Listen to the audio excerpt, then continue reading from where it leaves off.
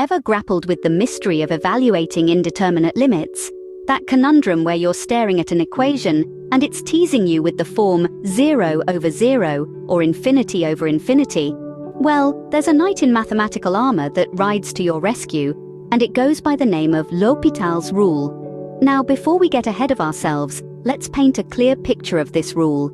It's a technique specifically designed to tackle limits that are indeterminate of the form 0 over 0 or infinity over infinity. In simpler terms, if you're trying to find the limit of a function that's divided by another function and you're stuck with an indeterminate form, L'Hopital's rule is your go-to strategy.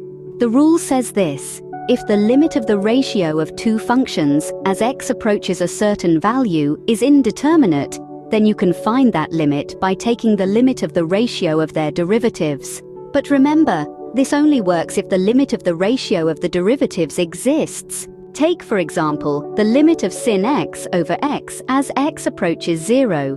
This limit is indeterminate of the form 0 over 0. But with L'Hopital's rule, we can find that the limit is equal to 1. Or consider the limit of x squared over e to the power of x as x approaches infinity. This limit is indeterminate of the form infinity over infinity.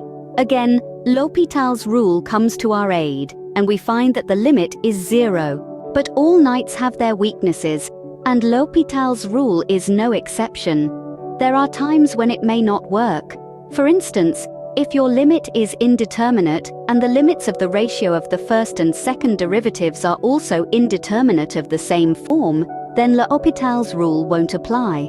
In such cases, you might need to use other techniques, like series expansions, to evaluate the limit. In essence, L'Hopital's rule is a potent mathematical tool for evaluating many indeterminate limits. It's a beacon of hope when faced with indeterminate forms of 0 over 0 or infinity over infinity.